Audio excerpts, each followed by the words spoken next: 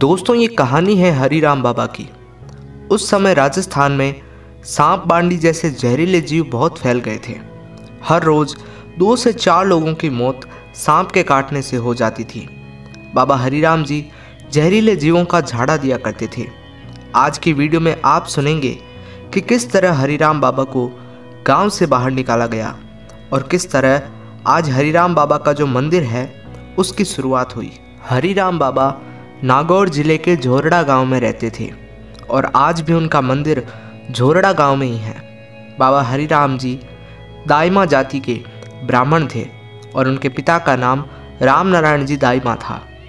बाबा हरिराम जी जब 10-12 साल के थे तब झोरड़ा गांव में एक दिन उत्तर प्रदेश से स्वामी आत्मानंद जी नाम के एक संत आए और गांव वालों से कहा कि अगर आप लोग ठीक समझे तो मैं यहाँ आपके गांव में सत्संग करना चाहता हूँ। लोगों ने सत्संग के लिए हाँ कर दी। अब आत्मानंद जी हर महीने आते और रात में सत्संग कर सुबह वापस चले जाते। उस सत्संग में हरिराम जी भी बैठा करते थे। जब सत्संग चलते हुए करीब 1 साल होने वाला था तो एक दिन हरिराम जी ने उन महाराज को कहा, महाराज आपसे एक बात पूछनी है।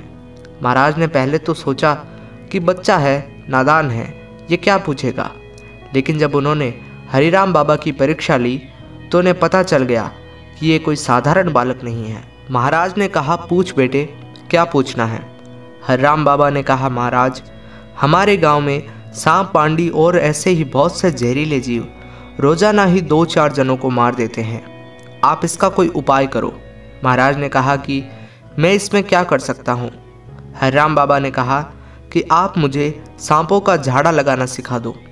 महाराज ने कहा, बेटा इसके बहुत से नियम हैं और उनका पालन करना तुम्हारे जैसे छोटे से बच्चे के लिए बड़ा ही कठिन होगा।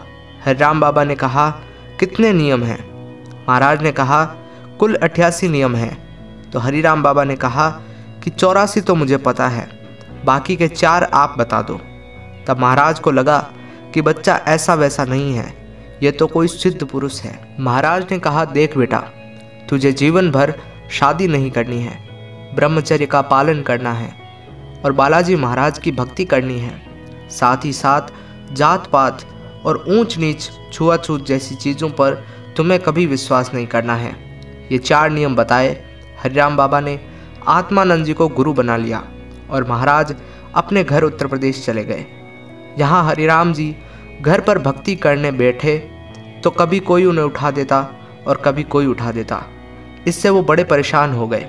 उन्होंने सोचा कि यहाँ तो भक्ति होने से रही। रात को गांव में नायकों के घर सत्संग थी। हरिराम जी चल पड़े और जाके सत्संग में बैठ गए। सुबह जब हरिराम जी घर आए तो उनके पिता राम नारायण जी गुस्से में थे। उन्होंने कहा कि हम ब्राह्मण हैं और तू नायकों के घर क्यों गया था। हरिराम बाबा तो गुरु के वचनों में बंधे हुए थे।